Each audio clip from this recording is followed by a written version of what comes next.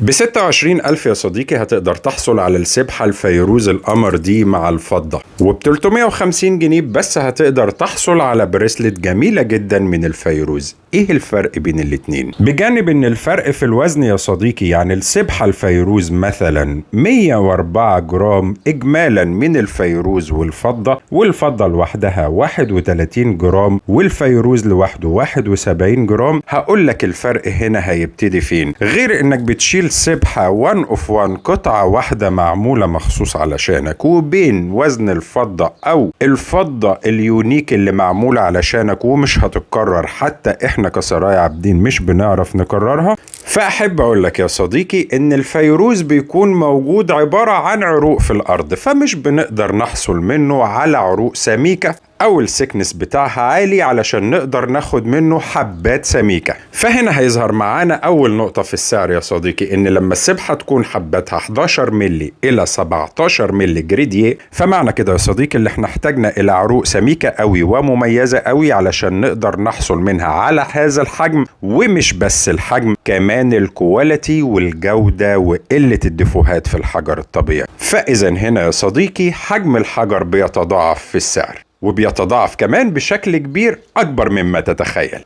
أما البريسلت يا صديقي فهي من أحجار الفيروز الطبيعية، وركز على كلمة طبيعي قوي، لأن طالما اهتمينا بموضوع الأحجار الكريمة يبقى مؤكد لازم تكون طبيعية 100% علشان نقدر نستفيد منها. فبيكون هنا حبات البريسلت من 4 ملي إلى 5 ملي، تحفة جدا ومميزة، لكن هنا بتقل كتير في السعر. وفي النهاية يا صديقي احنا عندنا قطعتين من التحف فعليا، بتختار بطريقتين، اما طريقة المجوهرات انك عاوز تقتني قطعة مجوهرات للزمن زينة وخزينة زي ما اتعلمنا، فهيكون اختيار السبحة اختيار موفق جدا وجيد جدا ومثمر جدا، او بتختار قطعة علشان تستفيد من ميزة الحجر الكريم لكن بسعر زهيد جدا 350 جنيه. والقرار قرارك، وصباحك خير، واشوفك دايما على خير.